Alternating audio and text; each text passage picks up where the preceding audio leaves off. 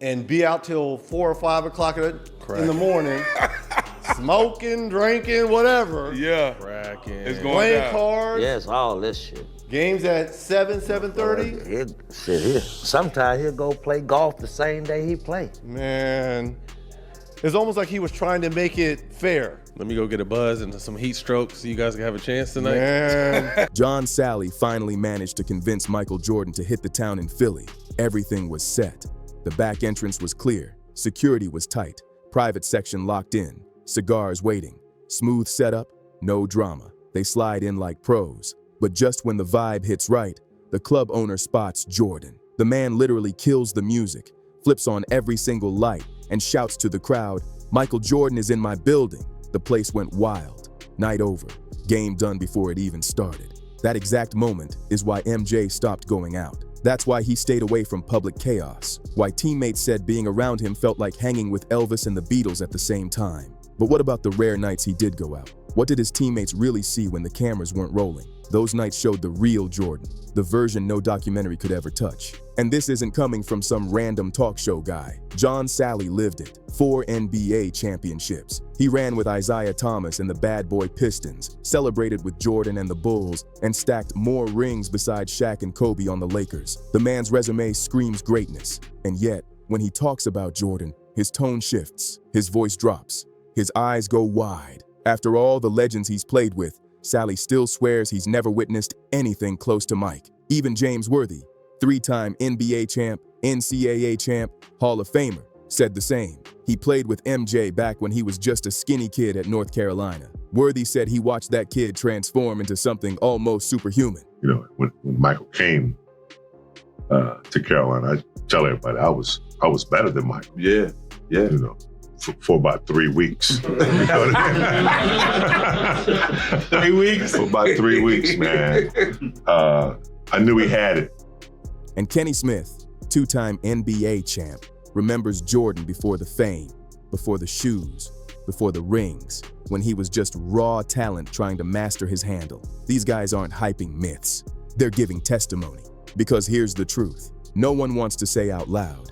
The thing that made Michael Jordan the greatest wasn't just the fadeaway, or his work ethic, or that killer instinct everyone talks about. It was his ability to live a lifestyle that would break most people. The pressure, the attention, the expectations, and still walk onto the court and destroy everyone in sight. That same dangerous energy that fueled him in games made him untouchable off the court too. Craig Hodges saw it firsthand. The Bulls had just wrapped the season against Miami. They knew they'd face them in the playoffs. The team was locked in, chemistry on point. They finish shoot around, hop on the bus, business as usual. Then MJ looks up and says just 4 words, "Drop me off here." And here was a bar. Hours later, the team picked him back up, still in his warm-ups, smelling like beer, grinning like nothing happened. The man didn't even change into his suit. Busting MJ like, "Man, drop me off here." And drop him off at the bar, he say he gonna have some beers. We pick him up, he still got his sweats on. You know MJ come to game suited and booted. Pick us up, he get on the bus. "Yeah, man, I'm feeling good." Right? Bubbly. You can smell the beer on him. Got 30 at half. All right? Going through warm-ups, man, I'm seeing 3 rims. I'm gonna shoot at the one in the middle. That's how wild MJ's balance between chaos and control really was. Living on the edge, yet always landing on top. During warm-ups, Michael Jordan looked at his teammates and calmly said he was seeing 3 rims. Then added, "I'm just gonna shoot at the one in the middle." And guess what? He dropped 30 points by halftime. When the game got tight, he told his squad straight up, "If y'all can't beat Miami without me, you don't deserve a championship."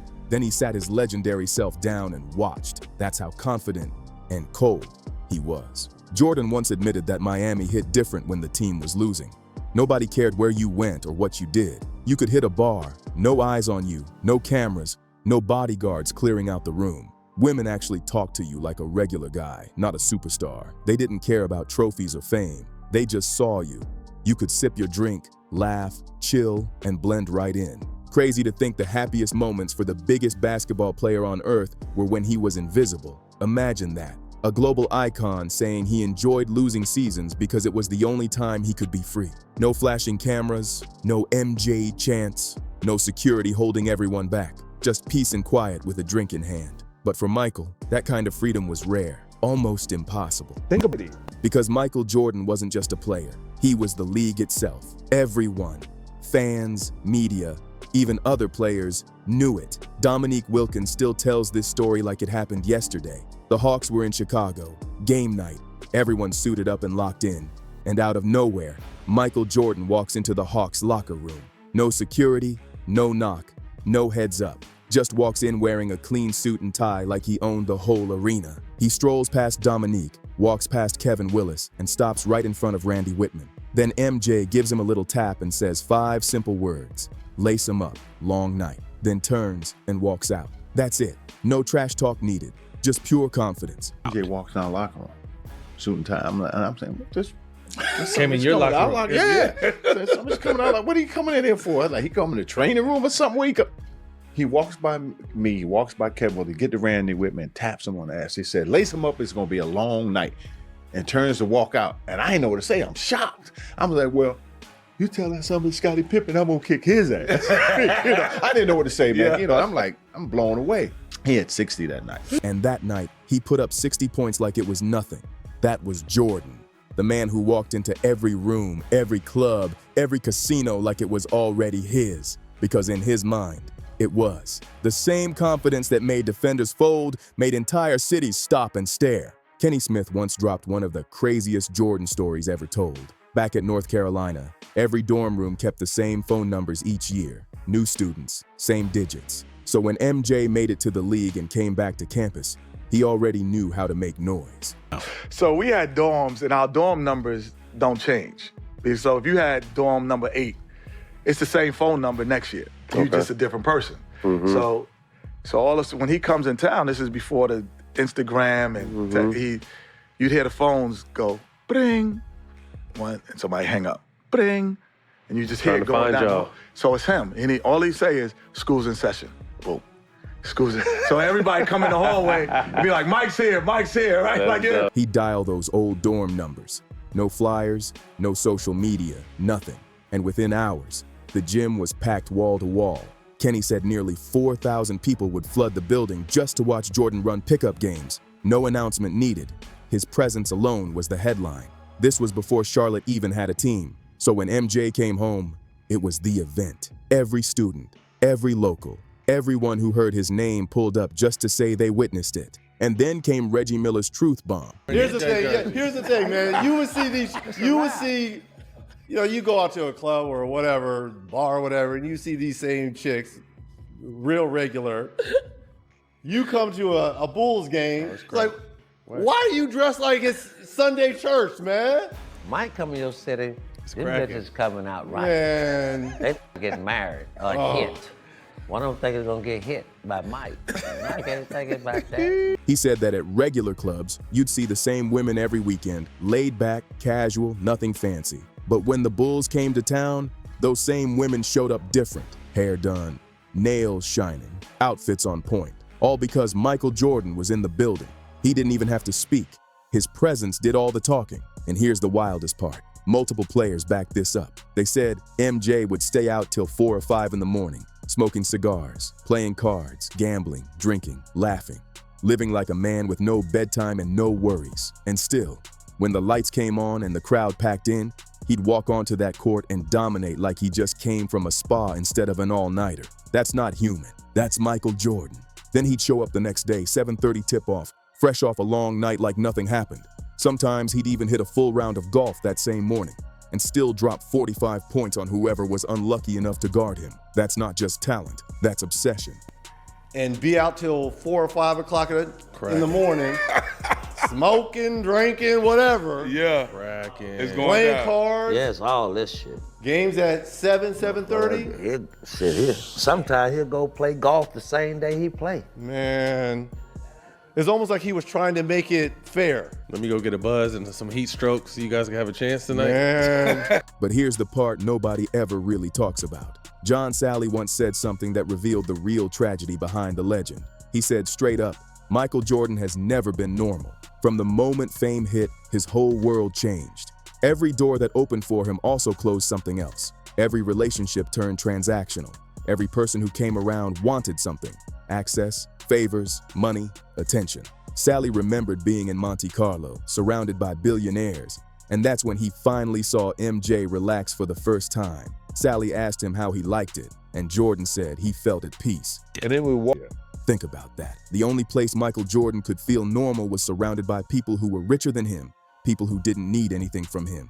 That's wild. Everywhere else on the planet, the man was trapped, not by bars, but by greatness. He wasn't free. He couldn't walk into a restaurant, a store, or even a bar without chaos breaking out. That's the cost of being too big to live normally. John Sally said the only modern player who even comes close to understanding that kind of fame is LeBron James. He said every time LeBron steps outside, TMZ is there. Cameras flashing, stories flying, every move documented, every mistake turned into breaking news. But here's the difference. Jordan dealt with that same level of heat in an era without social media. No camera phones, no Twitter, no viral clips, just pure, unfiltered, relentless fame. And nowhere to hide. And the man didn't fold.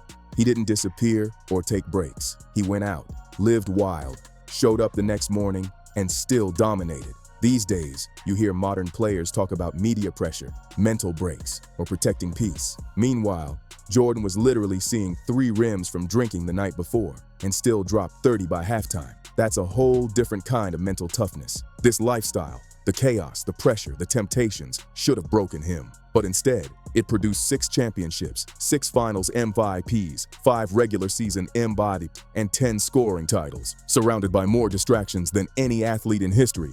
And he never once let it stop him. John Sally said it best. Michael Jordan is more important than Tiger Woods and Michael Jackson combined. His name became the standard, the benchmark for excellence. You don't say someone's the Tiger Woods of acting. You say they're the Jordan of their field, the Jordan of comedy, the Jordan of golf, the Jordan of business. Out of 6 billion people on Earth, there's only one word the world uses for greatness, and that's Jordan. So what was he really like off the court? He wasn't some basketball player who happened to party. He was a force of nature, a man living at the edge of human limits, balancing chaos and control like no one before or after him. He wasn't just a basketball player. He was a force of nature, a man who could drink before a game, stay out until sunrise, gamble till his eyes turned red, and still torch the best athletes in the world the very next night. Who does that? Only Michael Jordan. James Worthy used to call him Skinny Little Michael back in their college days at North Carolina. Then he watched that same skinny kid evolve into someone the entire world would worship like a god. Worthy couldn't believe it. The transformation was unreal. And Kenny Smith, he said even after becoming a pro and winning championships himself, he still felt like a fan sitting on the bench next to Jordan every night. Imagine that, a fellow champion, in awe of the man playing right beside him. That's not normal greatness. That's something else entirely. This wasn't just hard work paying off. This was psychological dominance. A man built different, who refused to live by the same rules as everyone else, on the court, off the court, at the clubs, the golf course, or the card table. Michael Jordan didn't just want to win. He wanted to prove that the rules didn't even apply to him. And for nearly 2 decades, he was absolutely right. Jordan didn't just rewrite basketball history. He rewrote what it means to be unstoppable. His confidence, his control, his chaos, all rolled into one unstoppable force that no athlete has ever replicated since. If you get why this level of greatness will never happen again, hit that like button. If you think any modern player could survive this lifestyle and still dominate, tell me why down in the comments. And if you want more untold stories, the ones documentaries won't show you, subscribe, share, and stick around. You don't want to miss what's coming next.